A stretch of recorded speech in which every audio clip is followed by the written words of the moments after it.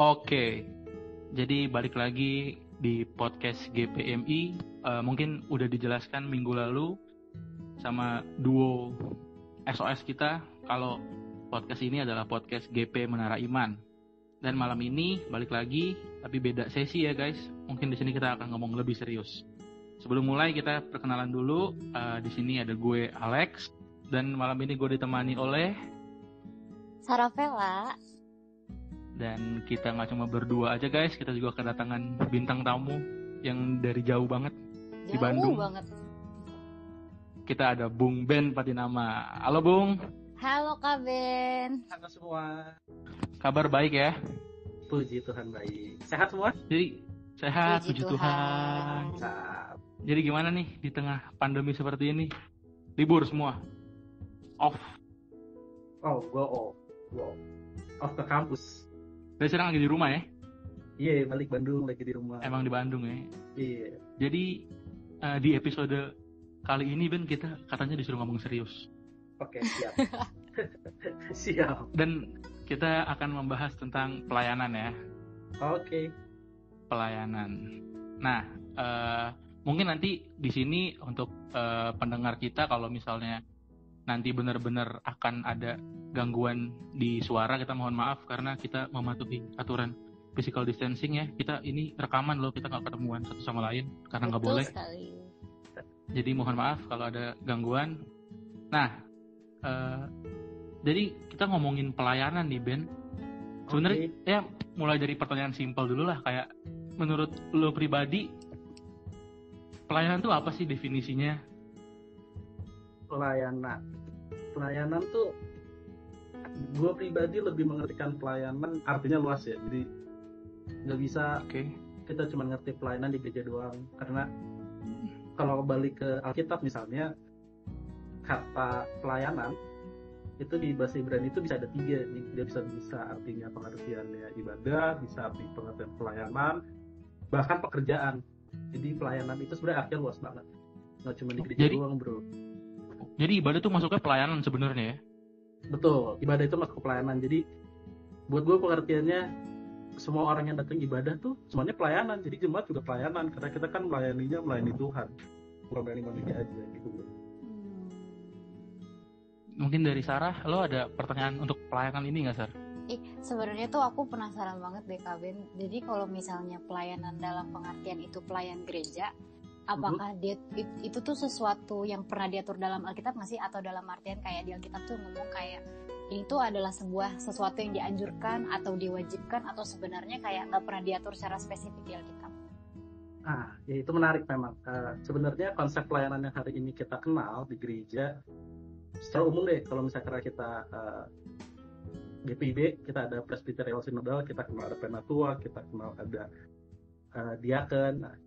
Presbiter itu semua ada di Perjanjian Baru sebenarnya. Jadi kita itu mengutip atau mengikuti apa yang ada di dalam Perjanjian Baru. Jadi ada diatur sebenarnya. Gitu secara umum.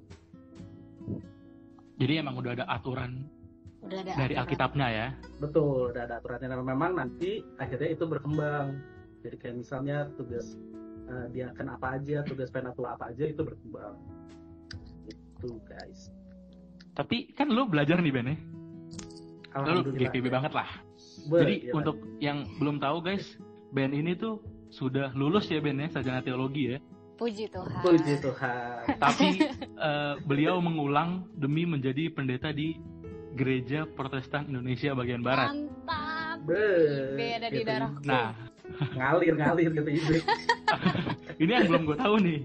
Mungkin karena lo belajar gue mau nanya soal GPIB. Mungkin beberapa gereja juga ada yang menerapkan. Ji. Sebenarnya tugas diaken itu apa? Tugas presbiter itu apa sih sebagai pelayan gitu? Oke. Sebenarnya secara umum diaken itu dimengerti gini, singkatnya seperti ini. Penatua itu tugasnya mengajar. Makanya di beberapa GPIB atau mungkin teman-teman pernah ngalamin misalnya nggak ada pendeta, penatua itu bisa naik mimbar dan menggantikan pendeta untuk melayangkan firman. Betul. Jadi terus dia bisa ngajar, karena itu tugasnya penatua. Nah tugasnya diaken itu sebenarnya secara fungsional dia mengejawantahkan, menyatakan atau mempraktikkan itu di kalangan jemaat. Jadi misalnya ketika penatua misalnya mengajar tentang kasih, nah diaken itulah yang mengaplikasikannya ke jemaat begitu. Makanya seringkali disebut diaken itu sebagai pelayan meja, biasa sering dikenal seperti itu kan. Dia kan apa, pelayanan meja, dia yang servis, misalnya kayak bagi anggur perjamuan misalnya, terus yang itu kolektor persembahan. Nah biasanya itu diambil alih sama diaken. Dan sebenarnya lebih lengkapnya teman-teman kalau punya buku tata gereja GPIB itu lengkap banget. Ada sih kita, cuma kayaknya kita nggak dikasih deh. Atau emang itu sebenarnya terbuka untuk umum di buku ya? Sebenarnya kita bisa minta kok, bisa minta. Gitu. Oke. Gue jadi buka lagi. Lengkap, ya? Jadi gue buka lagi nih supaya gue tahu, ingat lagi. Ya sudah, itu lengkap banget. Oke.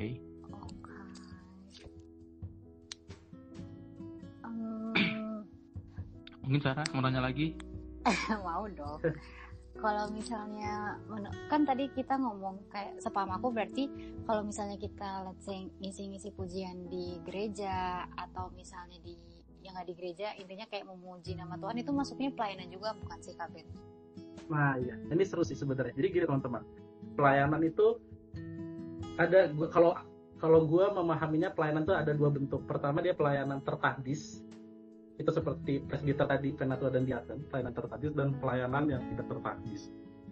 Nah pelayanan yang tidak tertahbis inilah yang harus kita bedain nih jadi obrolannya. Misalnya kalau teman-teman memahami pelayanan yang di gereja, yang misalnya dia bisa memimpin ibadah, melayankan firman, di ibadah-ibadah rumah tangga, itu adalah pelayan-pelayan yang tertahbis. Jadi ada struktur gerejawinya, dia pejabat gerejawi. Tapi ada pelayanan-pelayanan yang tidak tergolong dalam pelayanan tahbisan. Misalnya kayak tadi yang Sarah bilang, kalau aku nyanyi di gereja itu pelayanan, nggak jelas itu pelayanan. Bahkan di dalam titik yang paling sederhana, waktu kita senyum ke kanan kiri, waktu kita menyapa jemaat di kanan kiri, itu juga pelayanan. Gitu, misalnya contohnya kayak gini. Teman-teman ngerti gak sih kenapa kita punya kebiasaan sampai sekarang masih kasih persembahan pakai kantong? Nggak tahu. Itu pun belakangan gue juga baru paham, oh ternyata itu ya. Jadi waktu kita terima kantong persembahan, terus kita kasih ke sebelah kanan kiri kita, jemaat lain, itu adalah bentuk kita juga melayani orang lain, bentuk kita juga melayani sesama. Gitu.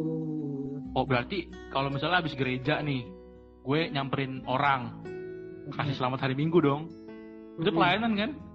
Pelayanan dong. Iya, tergantung ada motif lain apa enggak sih, Lex. Nah di balik itu beda cerita. Sebenarnya sih gue sih enggak, gue sih tulus emang. Selamat hari Minggu gitu, aduh. Senyum sambil senyum lagi, double loh itu. Siap, nggak salah Lex, boleh terus. Iya kan?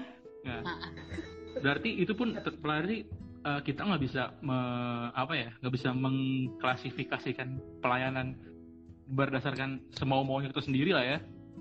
Betul. Kayak misalnya ada yang bilang kayak, ada sih yang paling sotoy kayak misalnya anggaplah ada satu pemuda yang bekerja di setiap hari Sabtu atau hari Minggu, dan ada satu pemuda lain yang aktif di gereja, dan dia ngomong kayak, elah lo nggak usah ngomongin pelayanan lah sama gue lebih aktif di gereja daripada lo. Itu nggak bisa ngomong gitu dong harusnya. Waduh. Karena dia di pekerjaan dia pun dia melayani kan. Betul. Maka sebenarnya gini, ketika kita reformasi, sebenarnya pasca reformasi gereja yang baru kita rayain sebenarnya beberapa tahun lalu, 500 tahun masa reformasi gereja, pelayanan itu, semangat reformasi adalah pelayanan kepada Tuhan tidak bisa hanya digolongkan kepada kelompok pelayan-pelayan yang ada di gereja. Gitu. Jadi umat itu harus terlibat di dalam layanan. Nah, sebenarnya di dalam konteks pemahaman itu, kita sebagai jemaat juga bagian dari melayani. Kalau kita kerja, apakah kita melayani? Kan melayani, tetapi harus dibedakan. Apakah ketika kita bekerja lalu kita nggak mau lagi ke gereja dengan bilang, ya gue kan kerja juga gue pelayanan. Nah seringkali gitu kan banyak orang yang udah deh nggak apa-apa, gue nggak usah gereja, tapi gue kerja, gue melayani orang tua gue melayani anak gue. Nah itu juga harus dibedain bahwa di gereja itu kita harus paham juga apa sih makna ibadah di hari Minggu. kenapa kita harus ibadah hari Minggu, kenapa kita, apalagi kita seringkali orang bilangnya gitu kan, aduh GPIB tuh liturginya ribet banget, kita sering nggak dengar. paham, iya kan, orang baca, gue udah ngantuk, gue ribet, sering kayak gitu kan. Nah, padahal teman-teman, ibadah satu liturgi itu memiliki makna yang sangat luas banget. Misalnya nih, kenapa itu istilahnya ada kata batis dan anabatis. Jadi waktu ada Tuhan berbicara kepada kita dan kita merespon kepada Allah, ada di liturgi itu. Misalnya kayak votum dan salam, setelah votum dan salam kita ada respons nyanyian kepada Tuhan itu. Jadi Tuhan memanggil kita untuk datang beribadah kepada Dia dan kita merespons Dia dengan nyanyian. Terus misalnya setelah ada pengampunan dosa, lalu kita berita pengampunan dosa, terus ada berita anugerah, terus kita ada intinya susunan liturgi ibadah itu selalu punya makna di dalamnya, dan itu adalah bagian pelayanan yang kita khususkan kepada Allah gitu tuh. Jadi misalnya gini deh simpelnya, kalau kita pacaran nih, lu pacaran misalnya, amin. Gue amin ya, aduh iya dong. Iya sih, boleh. Jadi gak usah merit ya, pacaran aja. Janganlah. Oh jangan. Misalnya lu pacaran, terus lu ke pacar lu, ya udah yang penting status kita pacaran, terus kita nggak usah ketemu, terus kita nggak usah jalan, ya udah bagaimana. Nggak kayak gitu men, itu bukan relasi namanya. Jadi ibadah di dalam konteks relasi juga penting, ada satu waktu yang kita khususkan untuk Allah, untuk kita melayani Allah dan menerima berkat dari Allah gitu bro. Jadi kayak in a nutshell, maksudnya kayak dalam kita ngelakuin ibadah atau kita bergereja itu pengertiannya jauh lebih luas dari sebuah pelayanan. Betul banget. Gitu. Jadi emang kita butuh ke gereja lah ya untuk apa sih tadi dalam relasi tadi, untuk bertemu sama Tuhan lah melalui ritual dalam ibadah ini. Betul. Dan memang tapi hati-hati juga bro kalau kita pakai istilah ritual, misalnya kita pakai ritus. Sedikit orang mikirnya ya udahlah itu ritus, hanya ritual keagamaan, padahal enggak. Selalu ada makna teologis di baliknya yang bisa kita pahamin, dan di balik makna teologis itu kita bisa melayani Allah dan berbagi kepada sesama. Itu penting banget. Iya sih, nggak harus selalu aktual sebenarnya. Ritual juga ada pentingnya pasti. Benar. Nah, berarti kalau menurut omongan kita tadi, kalau misalnya tiba-tiba, anggaplah gue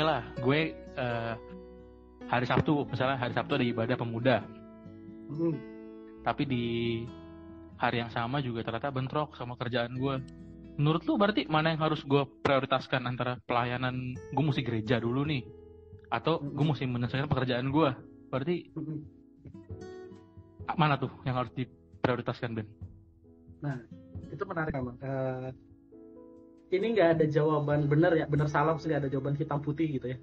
Tapi gue selalu membalikan ini kepada pribadi setiap orangnya, karena pelayanan itu bukan sekedar aktivitas, tapi sikap hati sebenarnya. Untuk pelayanan, yang penting harus kita paham bahwa pelayanan adalah sikap hati kita kepada Allah. Ketika kita misalnya dihadapi sama dua pilihan, lu harus kerja di hari Minggu atau hari Sabtu pas ibadah GP, lu pilih yang mana? Lu ada di persimpangan. Kalau gue selalu berpikir, ketika gue di sisi yang kayak gitu, antara gue pelayanan atau gue ngerjain tugas kampus misalnya, gue selalu berpikir bahwa gue lebih mengutamakan ibadah. Why? Kenapa? Ini gue personal ya, gue pribadi. Kenapa gue memilih itu? Karena yang gue tahu, kalaupun gue bisa bekerja, kalaupun gue bisa kuliah, itu karena Tuhan. So kenapa gue nggak mempersiapkan satu waktu khusus untuk gue beribadah sama Dia? Gitu.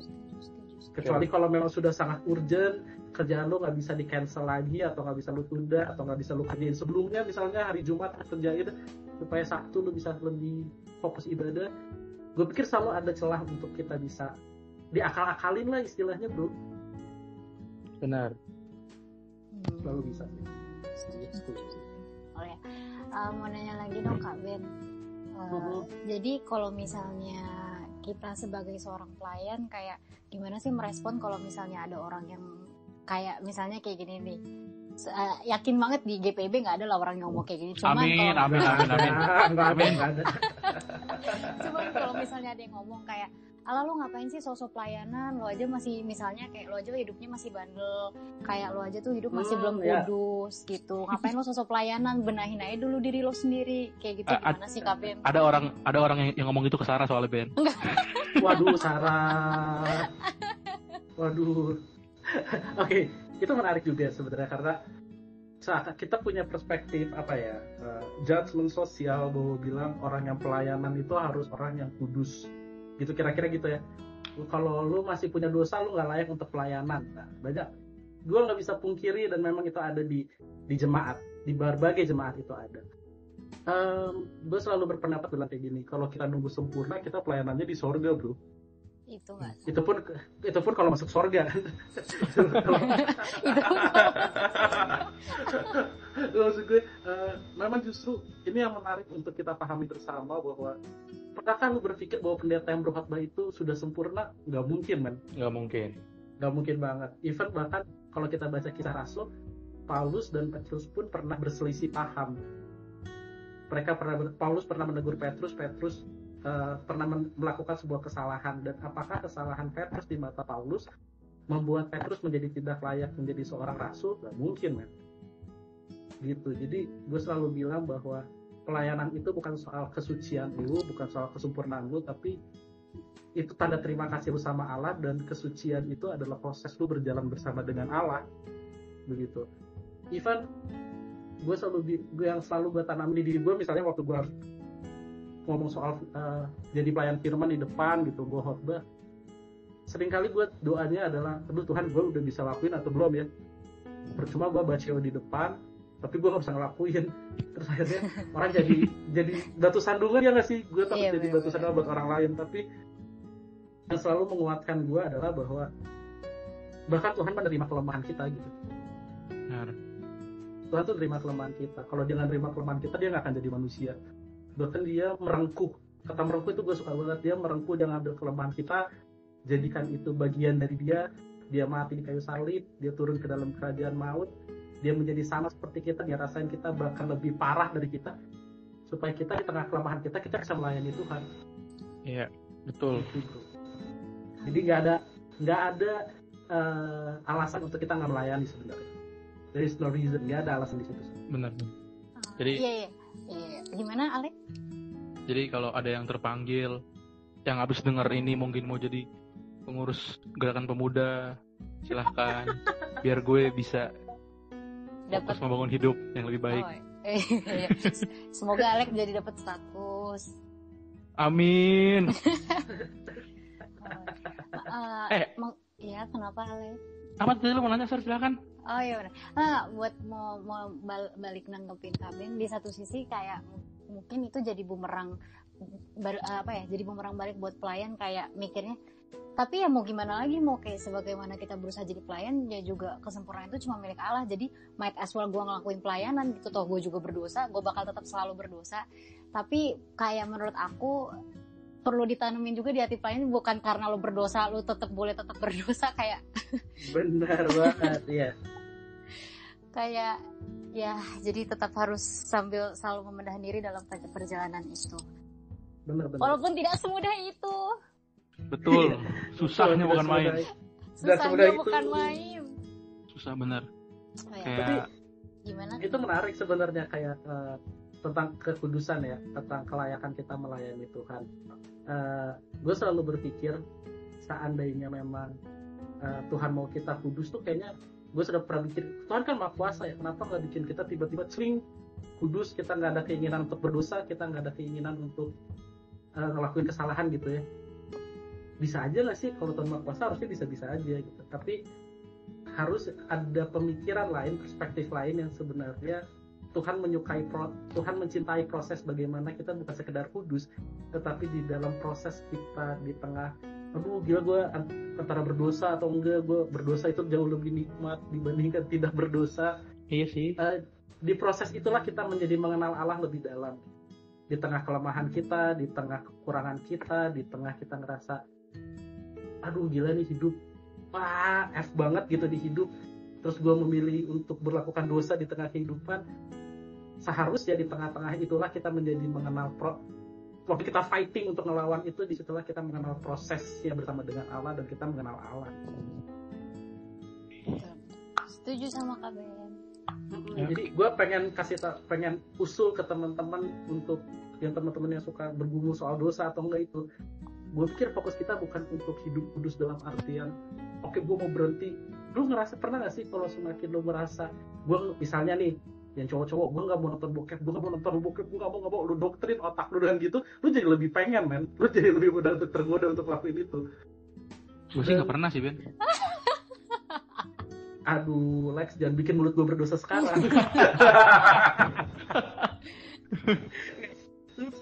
Fokus kita bukan sekedar hidup kudus yang menjadi seperti itu, istilahnya pietis gitu, sangat kudus kehidupannya dalam moralitas dan etika, tetapi proses kita adalah proses ganti fokusnya kepada pengenalan akan Allah. Jadi yang kita pengen tuh mengenal akan Allah, bukan sekedar hidup kudusnya gitu. Oh. Terus gue mau nanya sama lo nih, ini gue sering mengalami ya. Gue yakin Sarah juga pasti. Kita semua pasti punya apa ya namanya ya? Punya kayak semacam godaan lah di pelayanan kita gitu. Kalau gue misalnya, misalnya gue lagi jadi panitia apa kayak gitu, kayak panitia Paskah atau panitia acara-acara gereja lah. Hal apa ya, godaan gue atau kesalahan gue itu adalah gue sering banget pengen diperhatiin gitu orangnya. Jadi awal-awal itu Alek banget. Enggak, Alek banget ya. Hashtag itu awal, aku please. enggak, itu awal-awal gue jadi panitia itu pas tahun berapa gitu. Karena itu pertama kali gue jadi panitia dan gue bawa hati. Gila, gue berasa keren banget men. Kayak wih gila gokil nih. Sekarang sih biasa aja, cuma dulu kayak keren aja gitu. Dan ada orang yang mungkin godaan dalam pelayanannya adalah uang. Banyak banget temen gue yang ingin melayani di gereja lain karena katanya gereja lain lebih banyak uangnya. Nggak masalah sih itu gue bilang. Cuma itu masalah sebenarnya sih. Kalau lo Ben, ada nggak halangan-halangan seperti itu atau godaan-godaan seperti itu yang lo rasa gila kayaknya pelayanan gue nggak klop deh karena gue begini gitu? Iya benar. Gue pelayanan dari SD kali ya, gue udah diajarin nyokap gue soal pelayanan.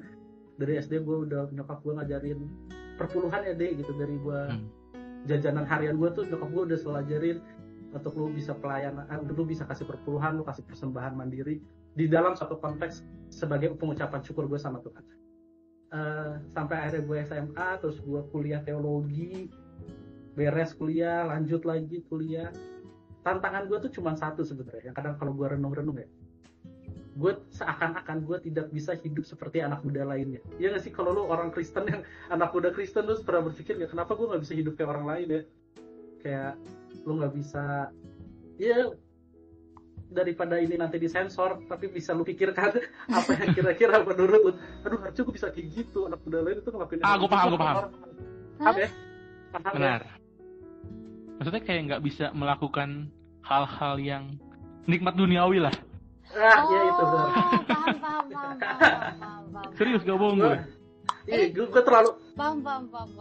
Jadi gue terlalu praktis nanti ngomongnya, jadi ntar pasti dipit jadi gitu tuh. Emang nggak boleh ngomongin di sini? Nggak tahu sih. Ntar kasihan yang edit. Kasihan. Jadi lu nggak bisa ngelakuin hal-hal itu dan lu mulai ngerasa kok hidup gue jadi terasing ya dari dunia. Kok semakin gue melayani Tuhan, semakin gue kayaknya kok seperti gue nggak punya teman gitu. Nah, gini teman-teman, yang harus kita resapi bersama adalah bahwa istilah umat pilihan, kita dipilih oleh Allah dalam pengertian pengurapan misalnya. Ingat Yesus pernah dikatakan ada yang diurapi oleh Allah. Kata diurapi itu berarti kita dipisahkan dari dunia. Kata dipisahkan dari dunia artinya itu dikhususkan untuk Allah. Itulah dari situ kita mengerti istilah umat pilihan. Bahwa kita dipilih, kita dipisahkan untuk Allah. Tetapi setelah kita dipilih, kita diutus kembali ke dunia untuk bersaksi untuk dunia. Nah, teman-teman, gue selalu bilang kayak gini untuk orang-orang yang punya pergumulan kayak gitu. Gue selalu bilang bahwa kenikmatan itu relatif, men. Gitu. Lu bilang, gila ya dia hidupnya enak, atau dia pacaran bisa macem-macem, enak banget ya. Enak itu relatif. Atau misalnya lu jalan, lu lihat orang lain, anak muda bisa hidupnya enak banget, enak itu relatif. Nah. Karena pada akhirnya toh kebahagiaan kita yang harus kita fokuskan adalah memiliki relasi yang erat dengan Allah dan bertemu dengan Allah gitu. Benar-benar sih. Jangan patokin kebahagiaan itu dengan semata-mata aktivitas. No, kebahagiaan itu bukan aktivitas, kebahagiaan itu ada di hati, man. Asik. Tapi bener sih. Itu sih tergantung mindset sih kalau gue. Iya benar, soal mindset, soal nilai yang kita anut tuh apa sih? Iya sih. Iya. Oke. Tadi gue udah cerita nih godaan gue. Ben udah, sekarang Sarah dong biar fair. Tiga-tiganya cerita. Lu dalam pelayanan lu pernah nggak sih ngerasa kayak gue tadi lah? Kayak gue kalau gue sih pengennya diperhatiin. Kalau lo mungkin ada. Aduh, jujur jadi partner lo selama 2,5 tahun cukup membuat gue kayak apa ya, Lek? Gila ya. Kita bagus banget tuh kerjanya. Banyak dipuji sama orang-orang lo dengar. Best duo nggak tuh? Best duo dan Menara Iman Everhead katanya. Mantap. Aku langsing banget di sini ya.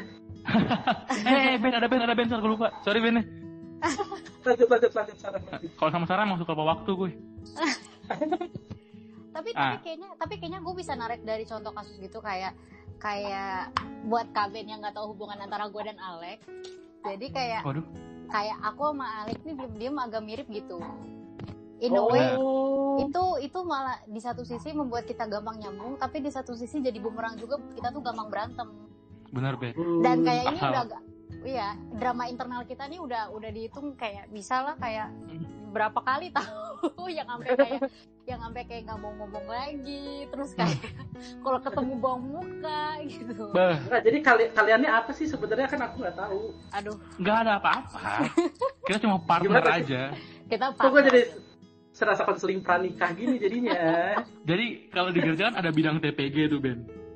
Oke. Nah gue TPG-nya GP sama Sarah berdua. Betul. Oke, lanjut Sarah. Nah, di satu sisi balik lagi kalau misalnya menurut aku tantangan terbesar dalam pelayanan itu, karena dalam pelayanan kalau misalnya menurut aku ya, pelayanan tuh gak bisa namanya tuh sendiri gitu, pasti harus kerja sama pelayan-pelayan yang lain ataupun kayak jemaat-jemaat yang lain. Dan nggak, kok lu ketawa sih? Lanjut. Nah, terus nggak menutup kemungkinan kalau misalnya dalam pelayanan itu kayak aku tuh ngerasa aku tuh kayak bertabrakan sih, maksudnya kayak bersinggungan atau nggak berpapasan sama orang-orang yang kayak bisa aku bilang tuh nggak nyambung sama aku gitu. In a way kayak itu justru jadi kayak penghambat kita, kayak kayak menurut aku tuh ide dia kurang bagus, tapi aku takut nyinggung perasaannya, atau enggak aku juga takut kayak digituin sama dia. Terus jadi kayak di satu sisi jadi timbul kayak waktu itu aku lagi berantem sama Alek, jadi dalam pelayan itu nggak ada damai sejahtera gitu. In a way kayak malas ada dia gitu. Kayak yang harusnya hubungannya kayak ini tuh kayak profesionalitas di atas rasa kekeluargaan, let's say, karena aku sama Alek udah kenal lama, tapi jadinya nggak ada jadi itu tuh malah memperlambat aku dalam pelayananku gitu, dalam hubungan sama orang-orang tertentu ini. Bener Ben, jadi gitu. Jadi prakteknya masih pelayanan ya? Iya. Enggak, kalau itu emang dulu gue tuh begitu orangnya Ben. Nah, itu juga salah satu kelemahan gue dalam pelayanan adalah. Oke. Relasi. Kelemahan kita sama gitu, Lek. Paham dong. Iya. Jadi gitu sebenarnya. Soal relasi. Oke. Teman-teman, kita harus sadar juga bahwa kita itu dipanggil melayani Allah nggak sendirian. Kita itu dipanggil melayani Allah secara komunal. That's why kenapa kita ada ibadah yang lu personal, pribadi lu sama Tuhan, ada yang kita secara komunal bersama-sama menghadap Allah gitu ya. Dan itu komunal sifatnya. Dan kekristenan memang tidak pernah tumbuh di dalam kesendirian, lu sendiri gitu. Dan kekristenan nggak pernah bertumbuh karena itu. Sejarah kekristenan selalu bertumbuh, selalu menyatakan bahwa ketika kekristenan itu bertumbuh ketika secara komunal bergerak secara bersama-sama. Itu poin pertama yang penting. Yang kedua yang penting juga soal partner pelayanan. Ya sih, memang kita nggak bisa bohong, nggak bisa kita pungkirin kalau nggak usah pelayanan deh, kita berteman aja kayak gitu kan. Ada aja di tongkrongan anak-anak yang ngeselin, yang nggak mau kalah, yang kalau lu cerita, ya tau nggak sih kemarin gue kecelakaan, gue jatuh, terus dia, gue waktu itu lebih parah bro. Ada aja kayak gitu. Ada aja yang seakan-akan berlomba soal keparah-parahan. Itu pasti ada aja orang ngeselin. Tapi harus kita sadar bahwa kalau Kristus terima kelemahan lu, masa lu nggak bisa terima kelemahan orang lain, man? Nggak mungkin dong.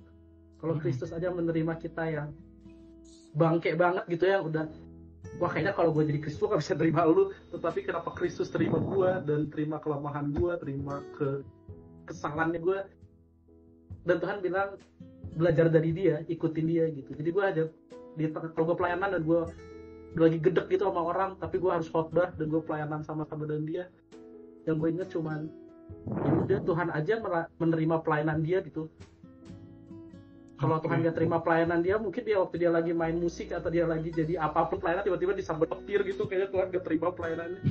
Itu gak pernah ada cerita itu. Tuhan terima pelayanan semua orang, dan siapa kita bisa menolak orang lain dalam pelayanan. Betul. Jadi Sarah terimalah Alex apa adanya. Oh, Ben makasih banget. Asli. Thank you. Alex abis ini gue jawabin nomor rekening. Wah. Ya, oke, santai. Tenang, gue gak akan lupa. Oke.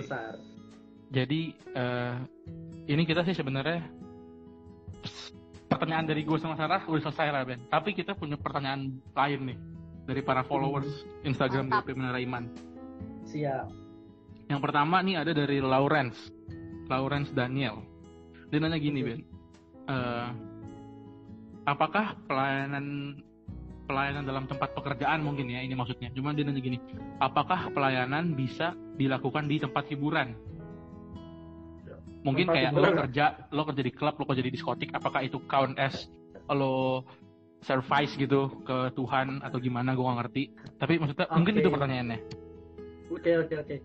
Oke, ini pertanyaan etis banget ya tentang etika kekristenan. Jadi gini, bisakah seseorang melayani di dalam pekerjaan, kita bisa ngerti, tetapi melayani pekerjaan yang konteksnya konotasinya buruk secara moral dan etis, kira-kira gitu ya? Iya. Secara moral dan etika. Gue nggak bisa, sekali lagi gue tidak akan pernah memberikan jawaban hitam putih, karena itu gue pikir kita punya Roh Kudus dalam hati kita yang bisa ngasih tahu, dan kita tahu gitu, kita bisa dengar suaranya untuk bilang itu baik atau tidak baik, tepat atau tidak tepat, kira-kira gitu. Tetapi yang selalu gue bilang, waktu Tuhan bilang sama kita, mengutus kita seperti domba di tengah-tengah serigala misalnya, itu selalu tantangan di mana kita menjadi terang dan garam dimanapun kita berada. Dan itu termasuk di dalam melayani tentu. Bagaimana kita memberi efek di dalam lingkungan kita sehari-hari, di dalam pekerjaan kita sehari-hari. Dan ketika lu misalnya tidak ada opsi lain, lu harus bekerja di tempat yang secara moral dan etis itu tidak baik, tapi lu nggak punya opsi lain, lu hanya bisa di situ. Gue pikir nggak ada yang salah dengan itu. Tetaplah berjuang menjadi terang dan garam di tempat itu. Sampai kalau Tuhan memberikan kesempatan yang lain untuk lu bisa move ke kerjaan yang lain, yang lebih baik, yang bisa menjadi kesaksian lebih baik bagi banyak orang, ya kenapa nggak diambil kalau ada pilihan itu. Tapi kalau nggak ada pilihan lain, ya Tuhan mengizinkan lu menjadi garam dan terang di situ. Jadi tidak perlu khawatir dengan itu. Setuju. Jadi itu buat Lawrence, jadi intinya adalah jadi garam dan terang dimanapun lo berada lah. Ya bener sih, kayak lo ditaruh di tempat itu atas dasar pasti ada tujuannya gitu ya kan. Kayak gue pernah denger khotbah siapa gitu, itu khotbah keren banget sih, kayak ya lo jadi terang mesti di tempat yang gelap, ya kan, terang ketemu terang buta. Ya iya bener sih. Jadi itu buat Lawrence ya, maksudnya ya mau lo kerja dimanapun, kalau emang nggak ada opsi lain, ya do your best aja lah, let God do the rest. Gak asik gue. Wis, mantap. Oke, yang kedua nih mungkin Kakak Sarah bisa bacain. Oke. Yang kedua, aku mau nanyain dari seseorang yang bernama Alek, aku boleh bacain dari yang namanya Coki nggak? Boleh. Aku bacain dari. Hah? Lanjut. Aku bacain dari seseorang yang namanya Coki ya. Jadi si Coki ini nanya Kak Ben tentang konsep predestinasi. Jadi di Alkitab ini ada yang ngomong kalau misalnya banyak yang terpanggil, sedikit yang terpilih. Tapi kan Tuhan Yesus sudah menebus dosa kita. Lalu maksud dari konsep ini tuh apa Kak Ben? Si Coki ini kayaknya penasaran banget gitu. Waduh, kita mungkin bagaimana menghubungkannya dengan pelayanan kalian nanti di ujungnya. Iya. Ujung-ujungnya mungkin benang merahnya ke sana Kak Ben. Iya, oke. Gini, predestinasi adalah istilah yang muncul di dalam teologi reformasi.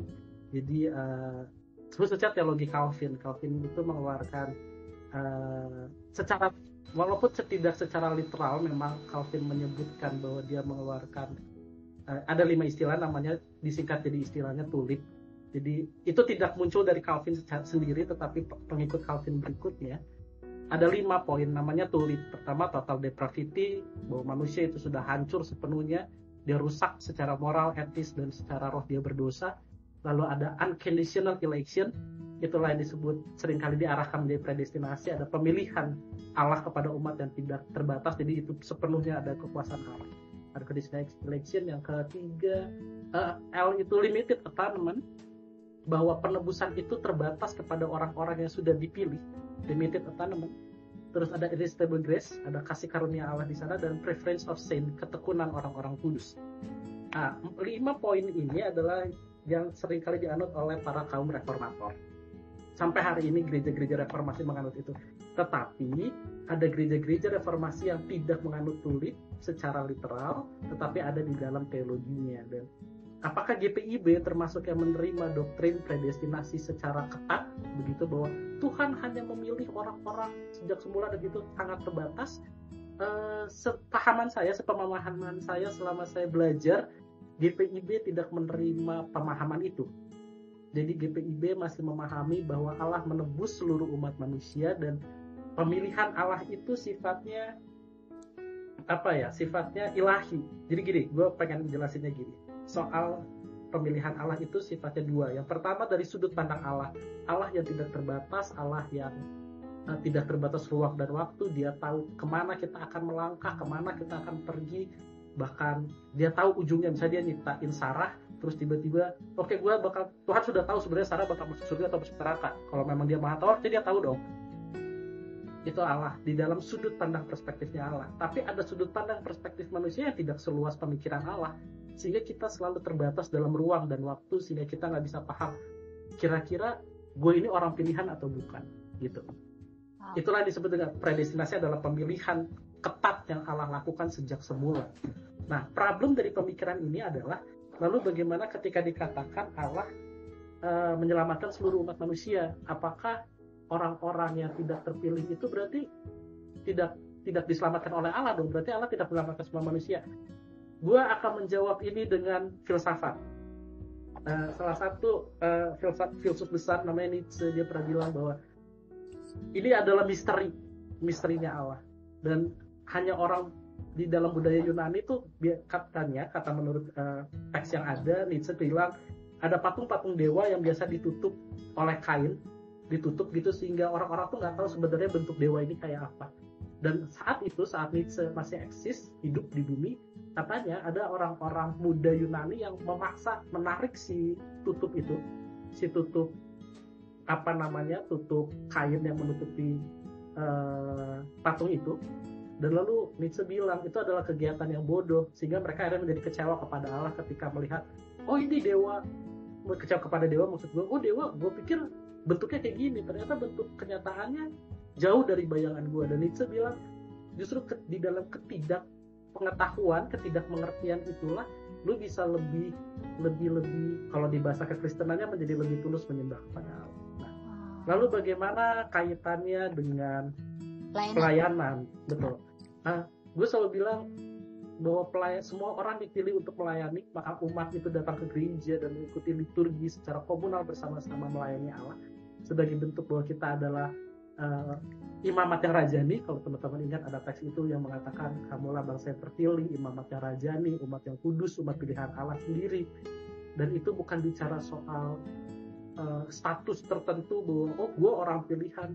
Nobody knows kita orang pilihan atau bukan. Tetapi suatu kali gue pernah ditanya gini sama temen gue, Ben, kalau misalnya lu menganut paham predestinasi dan terus lu mati dan ternyata lu masuk neraka, lu bukan umat pilihan, apa yang akan lu lakukan? Entah ilham dari mana, dan gue hanya bisa menjawab, kalaupun gue masuk neraka karena gue menyembah Yesus, gue akan tetap melakukan penyembahan sama dia even gue harus di neraka.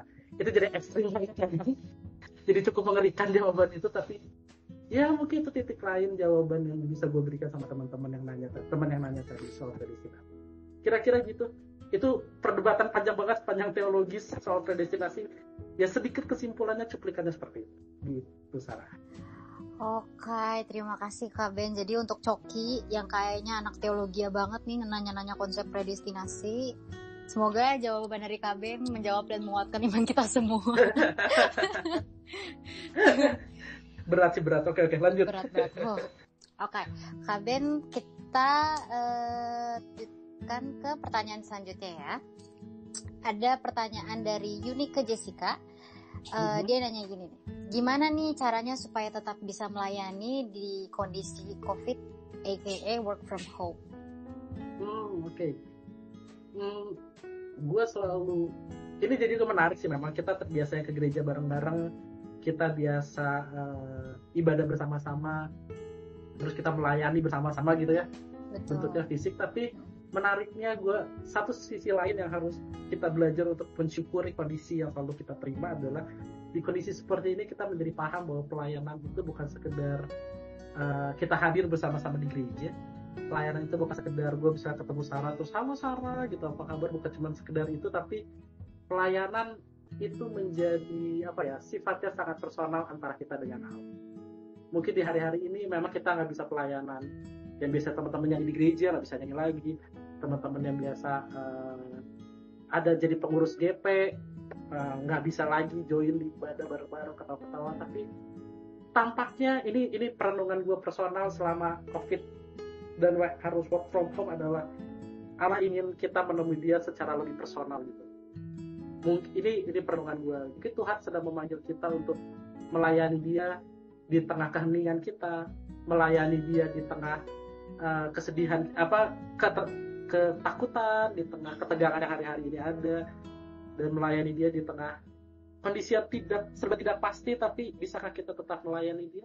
Maka cara melayani Dia di hari-hari ini adalah lu tetap bekerja dengan baik, lu bisa tetap stay at home, mendukung mendukung program pemerintah untuk tetap di situ. Itu sangat membantu sih untuk pelayanan, untuk konsep pelayanan. Jadi kalau bisa tanggapin lagi, COVID ini mengajarkan kita kalau misalnya pelayanan itu sama sekali nggak tergantung jarak ya. Betul. Oke, terima kasih Kak Ben jawabannya buat Yunike Jessica. Thank you. Jessica, semoga ini menjawab. Oke, jadi tadi udah 3 pertanyaan ya dari followers kita. Betul. Ini ada pertanyaan terakhir nih Ben, ini berat banget sih. Waduh, siap. Ini dari Monik. Oke.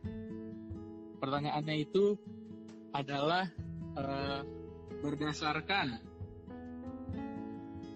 kitab. Oh ini Ben, kalau seorang pelayan tidak memiliki kriteria seperti di 1 Timotius ayat 1 Timotius 3, apakah dia tetap layak jadi pelayan dan kita harus bagaimana? Oke. 1 Timotius 3. Oke. Itu isinya syarat-syarat menjadi diakon, syarat-syarat menjadi pendidik jemaat. Memang kalau kita baca ya 1 Timotius 3 itu isinya bisa lihat salah satu contohnya, karena itu pendidik jemaat, atau hari ini kita bisa kenal dengan istilah penatua, kalau gua nggak salah ya, penatua. Haruslah seorang yang tidak bercacat, suami dari 1 istri, dapat menahan diri, bijaksana, sopan, tukar memberi tumpangan, cakap mengajar orang, dan selanjutnya bla bla bla bla. Syarat-syarat menjadi diakon katanya harus orang terhormat, jangan bercabang lidah, jangan penggemar anggur, jangan serakah, orang yang memelihara rahasia iman dalam hati nurani yang suci, dan bla bla bla bla. Oke. Apakah ketika hari ini lalu mereka orang-orang tidak memenuhi jabatan kriteria itu masih boleh melayani atau tidak? Gua akan tetap bersandar kepada pemahaman 1 Timotius ini harus kita kelola lagi lebih dalam. Dari 1 Timotius, gue akan tetap berprinsip bahwa apa yang ditulis dalam 1 Timotius 3 adalah pemahaman moral yang saat itu dipahami atau dimengerti di dalam konteks zaman ketika surat Timotius itu ditulis gitu.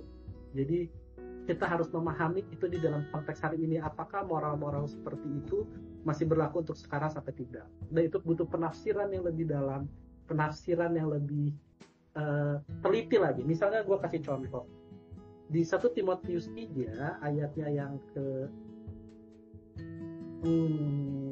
tadi ada yang bilang tentang harus suka memberi tumpangan misalnya. Apa yang dimaksud dengan memberi tumpangan?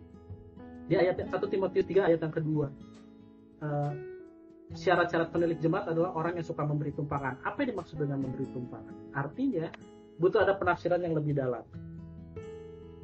Butuh penafsiran yang lebih dalam, butuh pendekatan tekstual yang lebih merinci. Tetapi gue selalu bilang bahwa hari-hari ini kita punya standar moral tersendiri, kita punya nilai-nilai etika tersendiri, dan itulah gunanya kita saling mengingatkan antara satu dengan yang lain. Lalu ketika misalnya seseorang sudah menjadi pejabat gerejawi, baik itu tabisan atau pelayan non tabisan, lalu dia melakukan suatu pelanggaran, suatu kesalahan yang menurut kita itu melanggar moral dan etika hari-hari ini, apakah pelayanannya, status dia sebagai pelayan harus dicabut? Misalnya itu pelayanan, pertanyaan dari Monik tadi misalnya, apakah itu harus dicabut status dia sebagai pelayan? Gue rasa gereja, khususnya GPIB ya, kita tidak begitu mengenal tentang siasat gereja ya seperti dimiliki oleh beberapa gereja Lutheran, yang artinya kita bisa memecat seseorang atau kita ekskomunikasikan seseorang. Kita tidak mengenal itu. Maka dibutuhkan jawaban yang paling etis menurut gue hari ini adalah ketika seseorang melanggar moral dan etika dan dia adalah seorang pelayan gereja, yang dibutuhkan adalah pastoral dari gereja, pastoral dari pendeta setempat, bahwa orang itu harus dipastoralkan, harus diberikan bimbingan yang lebih dalam, dan bukan berarti semata-mata jabatan gerejawinya harus dicabut, kecuali memang yang sudah di titik ekstrim, misalnya dia kriminal misalnya secara moral dan etika sehingga kesaksian gereja semakin tidak efektif. Gue pikir kita perlu menentukan standar-standar itu. Tetapi sejauh yang gue pahami, GPIB tidak secara ekstrim melakukan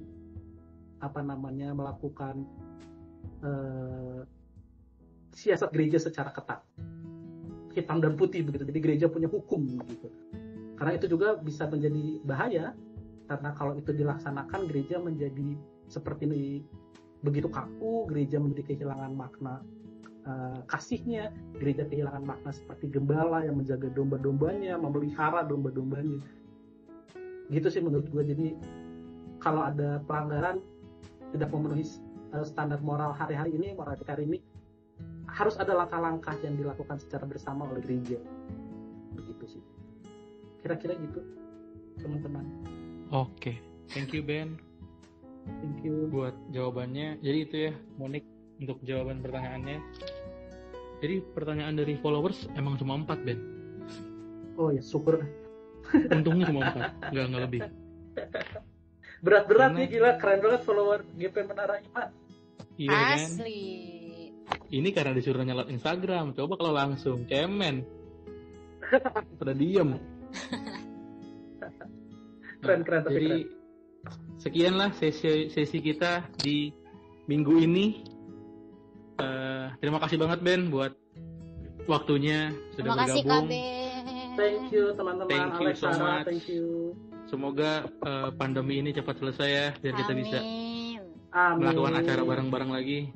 Amin. Okay.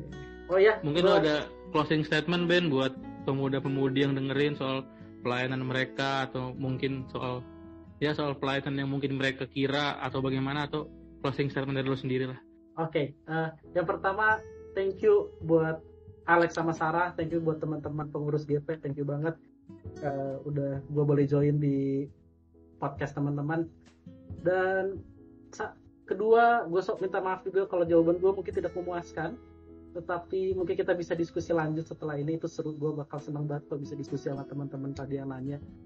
Yang ketiga, gue pesan buat teman-teman pelayan GP dulu kali ya. Untuk teman-teman pelayan GP tetap semangat pelayanannya. Kalian keren banget, kalian harus terus pelayanan, jangan mundur dari pelayanan, jadi kesaksian buat banyak orang. Buat teman-teman yang dengerin podcast ini, gue pengen kita sama-sama masuk ke dalam proses mengenal sama Allah lebih dalam lagi, melayani Allah dimanapun kita berada. Dan please, kita nggak boleh atau kita jangan jadi kekristenan yang kaku, hitam putih, bener salah, sehingga menjadi begitu ketat. Kekristenan kita jadi kekristenan kaku, no.